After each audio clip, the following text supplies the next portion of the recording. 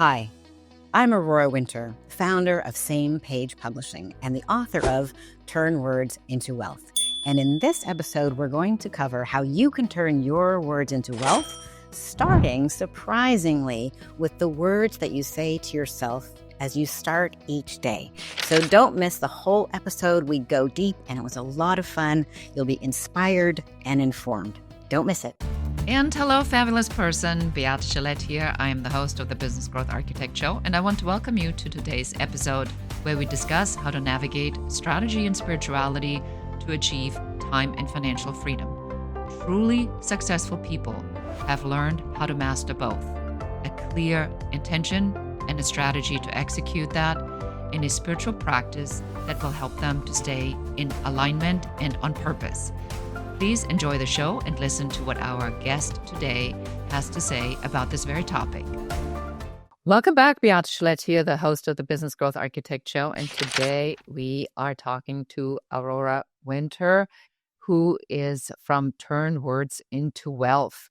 And Aurora is kind of like my perfect podcast guest because she's got the story, she's got the challenges, the obstacles to overcome, and she's got lots of good stories to tell. Aurora, I'm so excited to have you on the show. Thank you so much for being here. And it's so great to be on the show with you. And we're going to cover a lot of ground that are going to help people change their day around and perhaps change their life around. Thank you so much. Aurora, for somebody who has never heard about you or does not know what you do, tell us who you are and what problem do you solve for your clients? I solve the problem of what is your $1 million message anyway, and how can you convey that in a concise, compelling manner, perhaps turn it into a book, and then launch to the next level as a thought leader. So my company, SamePage Publishing, is devoted to helping people who are making a difference make a bigger difference with award-winning books. I like that. Award-winning books, yeah. And your book has won plenty of awards, as I've seen. And the way you write the outline of the book on Amazon and how you talk about the book is almost written like a sales page. So I have a feeling that when it comes to marketing, you have a lot of tricks up your sleeve to get that message not just formulated, but also get the message out. The average person writing their first book spends 3.5 years writing it, but then they often drop the ball right at the finish line because they don't understand that, like any product, it needs marketing. I started my first business in my 20s, sold my first business in my 20s also. And so I have a love of communication in all forms, whether entertainment or inspiration or uplifting or marketing, because marketing is simply letting people know the problem that you solve boldly, clearly, so that you can attract the people who are praying for the answer and give that answer to them. And I think a lot of people get their knickers in a knot about marketing, thinking it's sleazy. No, if you and your business are of service, then it is your responsibility to communicate that clearly and be of service. I like that. I think that's already a really powerful message. I want to make sure that we articulate that so everybody hears this. Is people are generally nervous about marketing and about sales and saying the wrong things to the wrong person and being sleazy or coming across as desperate. But what I'm hearing from you is that you shift that into a different message, that you say if you have a message and it's a good message, people need to hear it. Am I correct? Exactly right. And not everybody necessarily needs to hear it. So it's all right if some people don't need that message or resonate with that message, or maybe they just don't need it today. But speak it clearly so the person who desperately needs that message today can find it. And I think part of being very clear that marketing is not sleazy, like I start my day by praying for my clients, and I pray to be made of service. I pray to be used, my gifts to be used to make a 10x return on investment for my clients. So I'm not trying to sell something for $100 that's, worth $50. I'm trying to sell something for $100 that's worth $1,000.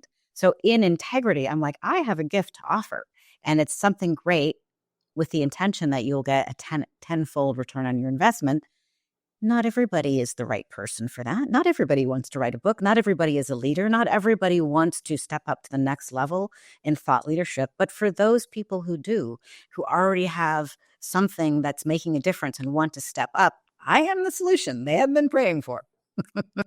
I think that's a very simple and very powerful mind shift that when somebody explained it to me like this. It says, our job always is to get people to making a decision. And I visualize that my job is to help people get to an intersection or a dead end. And on the dead end, there's only a left or a right. So there's no other option, right? So they either have to go and say yes or they have to say no. And so at the minute I have figured out that they're actually having to take a turn, my job is completed. If I obviously detach myself from the outcome, that the no isn't against me, the no is just that they took a different turn. And then the yes, of course, is a great outcome because then potentially they know they need a solution and maybe I'm the right provider for that. So I want to dive a little bit into sort of how you got to be that, because you have a very interesting story and not a happy story for a large part of your life. So you had to face an unimaginable tragedy when you were very young. Do you want to talk a little about that? Because I think the second piece I want to go, once you talked about what that is how you dealt with overcoming this unimaginable situation and how you turned that into something positive. Absolutely. So I thought my life was perfect and just getting even better. I fell in love with a man at university. We were so madly in love that we decided that we had to start a business because we couldn't bear to be apart. We had no money, so we said, what business can we start with no money? And I did a mini market feasibility study, and we started a business with no money. And it grew to be the largest yacht dealership and yacht charter company in Western Canada, a multi-million-dollar business that we started when we were in debt with college debt. So that was a huge triumph. And then I had our beautiful son. He was 4, and we were very prosperous for kids who were just barely in our 30s. So we were building our dream home at a ski resort in Whistler. And then my husband dropped dead in front of me. And that was completely devastating and shocking. And I felt shattered. I felt like Humpty Dumpty. I felt like I'd fallen off the wall, shattered into 1,000 pieces. And I had no idea how I would put the pieces of my life back together again. I had lost my best friend, my business partner, my husband, and the father of our 4-year-old son.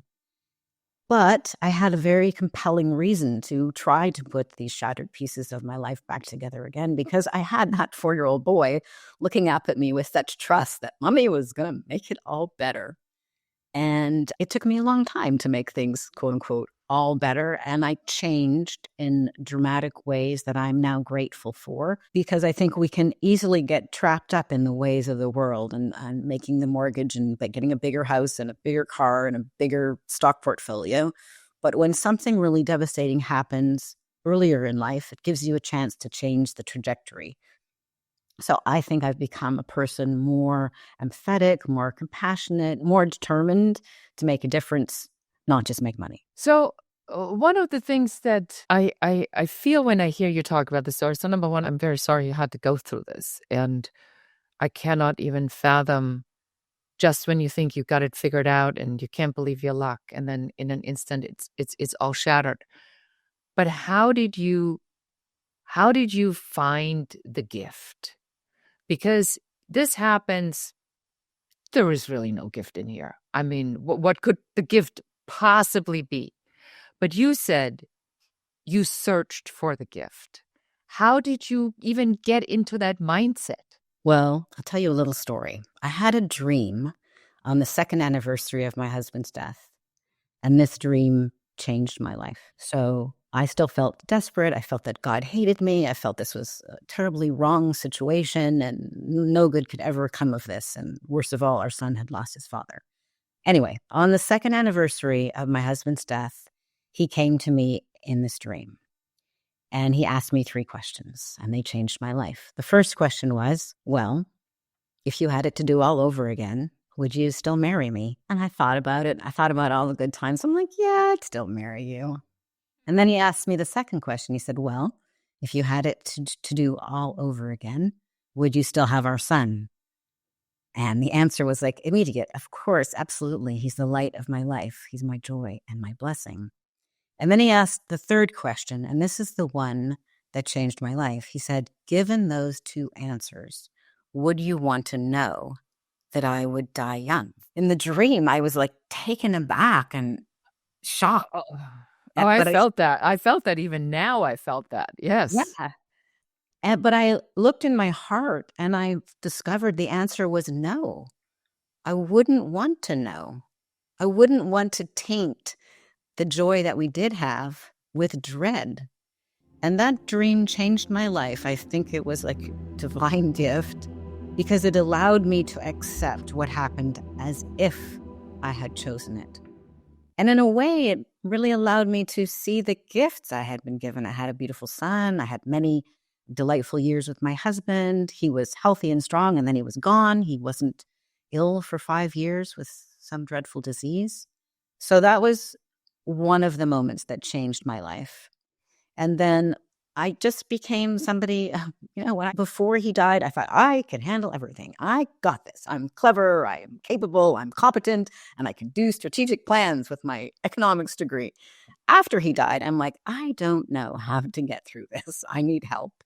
And I eventually started praying for help or asking for help. When you ask for help, it usually does come. Maybe not that instant, but sometimes it comes instantly. And that made me much more humble and much more grateful and also much more willing to see that maybe there is a gift in everything. And so I have a practice of doing my best not to resist whatever happens, because who knows, maybe there is a hidden gift. I think in every cloud, there is a silver lining if we're willing to look for it. And also, I believe that life is not only about being happy or being rich, which American culture teaches us, and to be thin, but it's to be of service. So who did I need to become to be of maximum service? I believe I needed to become a compassionate person who had dealt with some adversity and overcome it so that I could be the person who has a deeper well to help others or to write, perhaps, I'm hoping, more meaningful, more profound books. Would you say, Aurora, that this is a learnable skill? That, some of our audience, some of our listeners are going to go through things. Maybe they lost their job.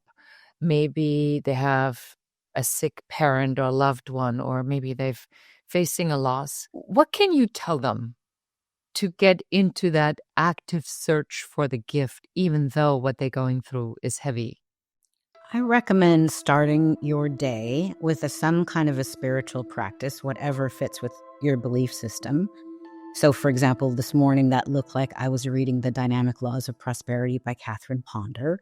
I wrote in my journal, I blessed my clients and my family and my friends. I asked to be a blessing, to be used as a blessing.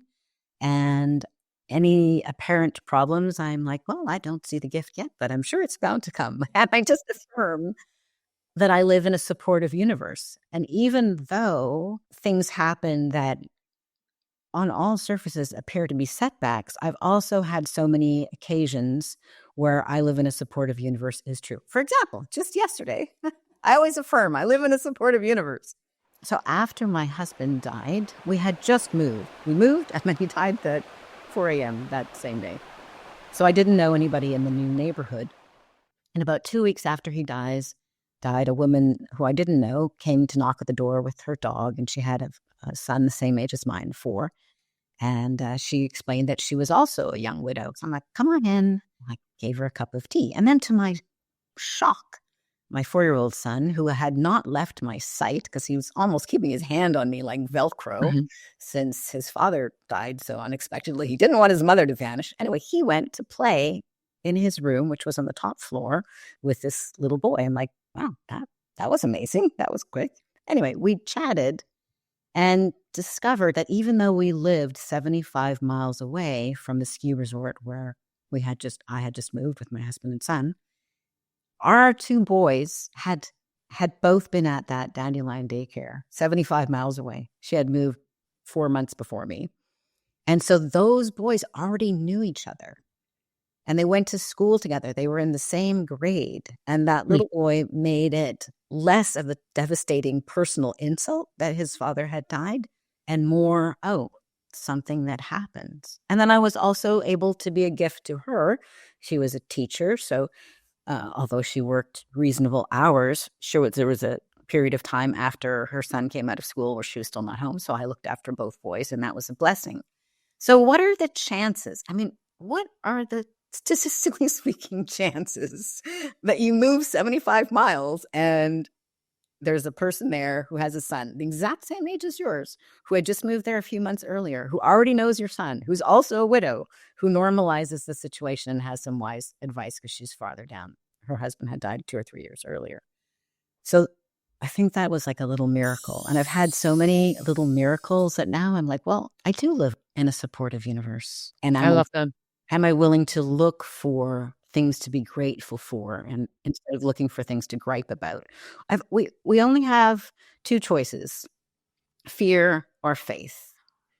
And what I noticed, I'm having a deeper spiritual practice now because I noticed that 2020 and COVID kicked up the part of me that has post-traumatic stress from witnessing my husband's death, and that I was starting to tend towards a habit of fearful thinking.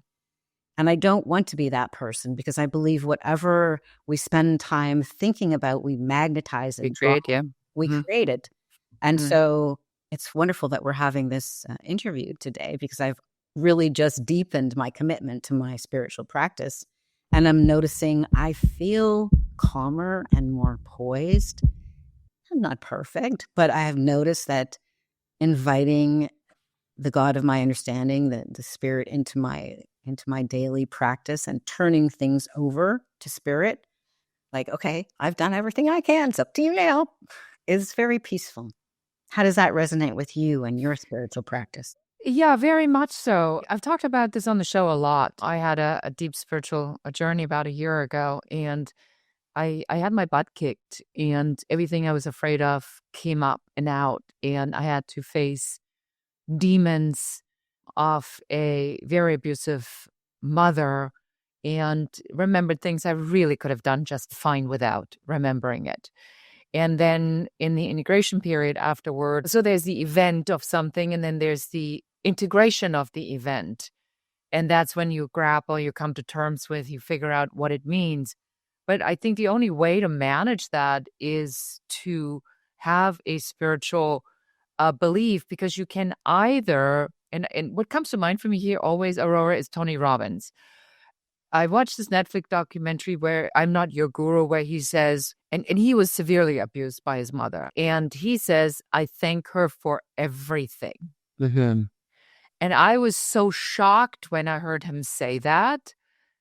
And I'm like, what's there to be thankful for? But this ties into the theme of this particular podcast. He says, if it wasn't for her, then I would not have stepped into who I am. And I think for you having to figure out so young what your voice was, that you helping get other people their message and their voice clear is because you probably went through that. And my compassion and passion for helping others to take insane, crazy ideas. I'm come from conservative Germany, and it's not exactly like big creative ideas are being rooted up on. You must go the right way, 1, 2, 3, 4, 5, 6, 7 in order, yeah. And I was nothing like that. And so I think that having to overcome that and the abuse and this being forced into a square that I just didn't want to live in made me be who I am. So that's what I'm hearing when I hear you talk about this, Aurora, that you say you have 2 choices, as you said, fear or faith. And if you choose faith, there must be beauty in this.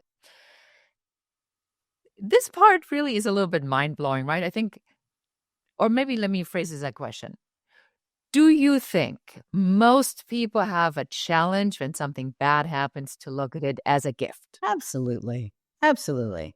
It's very challenging and it's very human to always want things to go our way.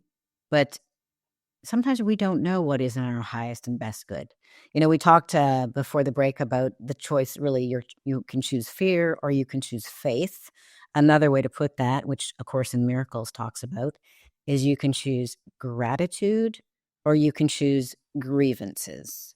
So I don't want to be the kind of person who is always complaining, because is always so much to be grateful for.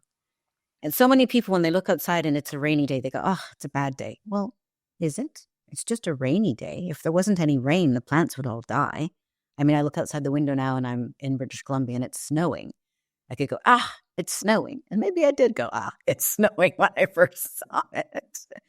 But I'm inside. I'm warm. I'm cozy. I have a roof over my head, so I can be grateful for that. So it is a practice to seek something to be grateful for. And if that's too big of a leap, then I still recommend that everybody starts their day with a bit of mindfulness practice. That might look like going for a walk in nature for you, or it might look like 5 minutes of deep breathing, looking at a candle, or it might look like reading something that you find uplifting, maybe Mel Robbins' book. Let Them is your cup of tea, or A Course in Miracles, or Rumi, or The Prophet, whatever it is that might be a touchstone that I really like, the Tao Te Ching, for example. Something to elevate your thinking, and maybe just spend 15 minutes, 30 minutes starting your day that way. I guarantee you, if you do this for 30 days, you will notice differences. Yeah, I think the change is calm. You become calm, very, very calm, and very content, and you tend to fight the circumstances less. I want to shift this now into, because it's the Business Growth Architect show, right? So this is all amazing and good. How do I use this to grow my business? How do I now take this spiritual connection, my gratitude, the finding the gift in the things that I had to overcome? How do I turn this into a successful business? All right. Well, I think a successful business starts by solving problems at a profit. So given that business is basically solving problems, if you've never experienced any problems, how good are you going to be at solving them? Not very good. So every problem that you have may contain the seed, first solving it for yourself, and then perhaps you can solve it for others. I mean, you told me before we started recording all the assets you've created, all the structures, all the systems, all the thought, all the love, all the intelligence you put into all these business structures. That's so valuable for somebody else, can be part of your legacy. Some of those answers that you discovered, you probably tussled with to finally find the one that worked the best. And then you're like, Eureka, this is the one that works the best. So if we notice that as entrepreneurs, we solve problems at a profit, then lean into, when you're ready, can you solve this problem for yourself? Who else has this problem? Is this a problem you would like to help other people solve? So when I graduated with my MBA in 2015, I took a year off and went to Italy, got my MBA. That was very cool. It was one of those bucket list goals. Yes, MBA, check. Then I came back and I'm like, okay, now what do I do? And I got overwhelmed because there were so many different things I could do. But I basically looked at myself. I'm like, okay, I've been in film, I've been in television, I'm an award-winning screenwriter, I'm an award-winning author. I love communication, I love coaching, I love bringing out the gold and finding the gold in somebody's story. I'm a coach, so I have compassion. So what is the biggest use that could be made of little Aurora?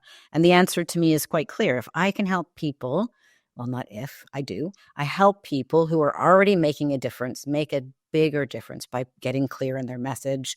And usually that involves writing books and stepping up to the next level as a thought leader and a speaker.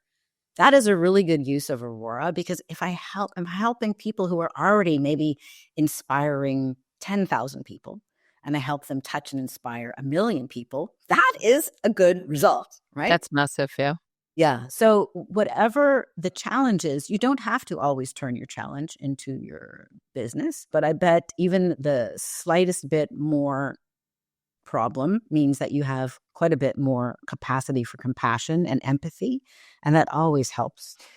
I think this is so important in my career, in my life.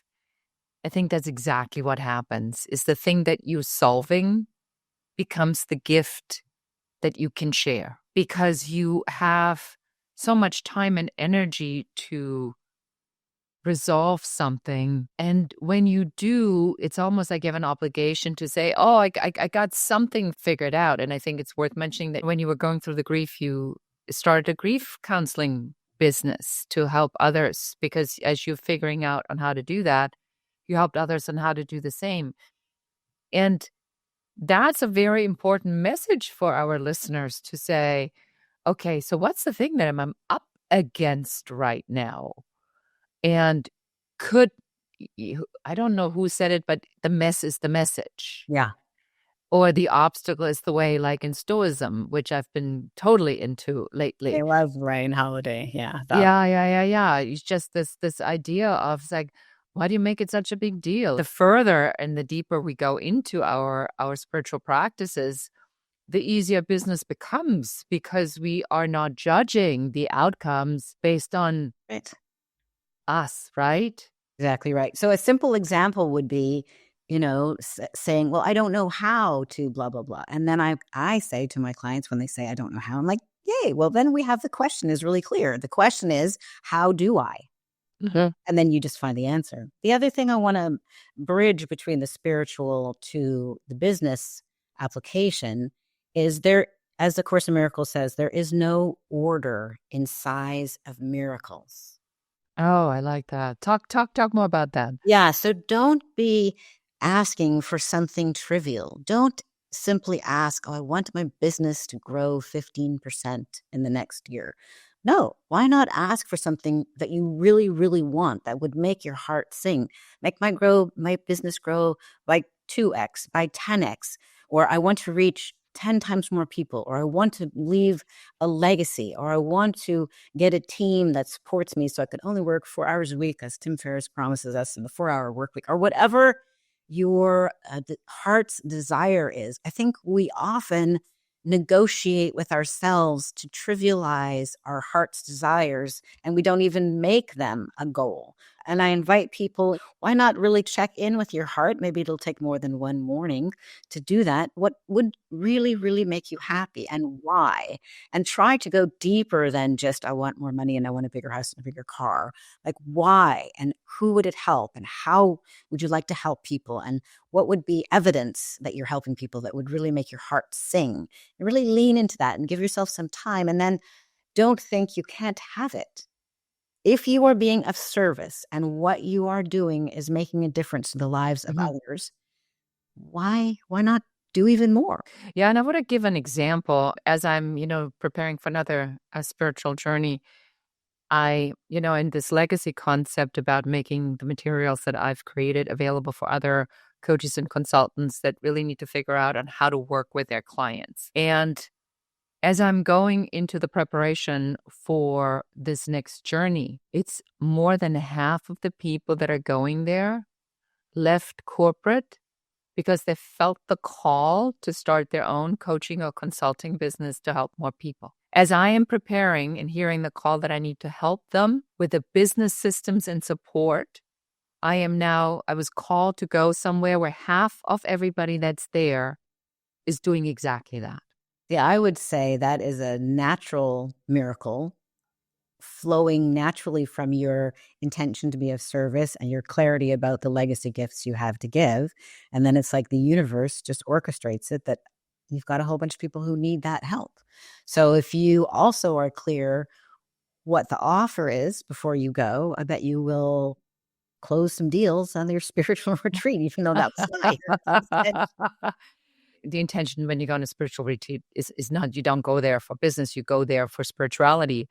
But to your point, I'm certainly not going to exclude that, because I know how many millions and millions and millions of dollars this has created for people that have helped other people.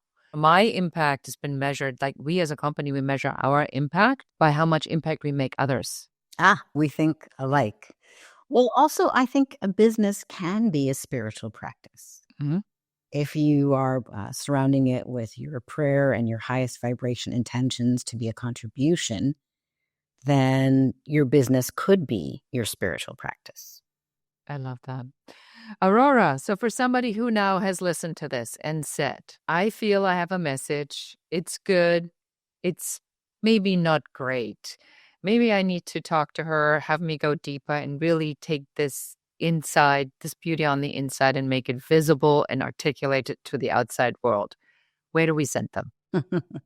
They can go to SamePagePublishing.com and they can see a number of people that have helped, and they can even get a free copy of Turn Words into Wealth. They can sign up and get the ebook absolutely for free, or if they're not quite ready to give their email away, they can grab Turn Words into Wealth wherever books are sold, if they prefer that starting point. Excellent. Well, thank you so much. That's a wonderful, wonderful start to getting to know you. It's been an absolute pleasure to have you on the show, Aurora. Thank you so much for being here. Thank you so much. And that is it for us for today. Thank you so much for listening to or watching this episode of The Business Growth Architect. We went a little deep today on the spiritual side, but as you can see that the deeper you go into your purpose and to listening to why you do what you do and what you're feeling called to and the voice that wants to come up, the better your business is going to operate and the easier it will be and the less work it will be for you. So take Aurora up on her offer and check her out. And I see you again next time, and goodbye. So appreciate you being here. Thank you so much for listening to the entire episode. Please subscribe to the podcast, give us a 5-star review, a comment, and share this episode with one more person so that you can help us help more people. Thank you again. Until next time. Goodbye.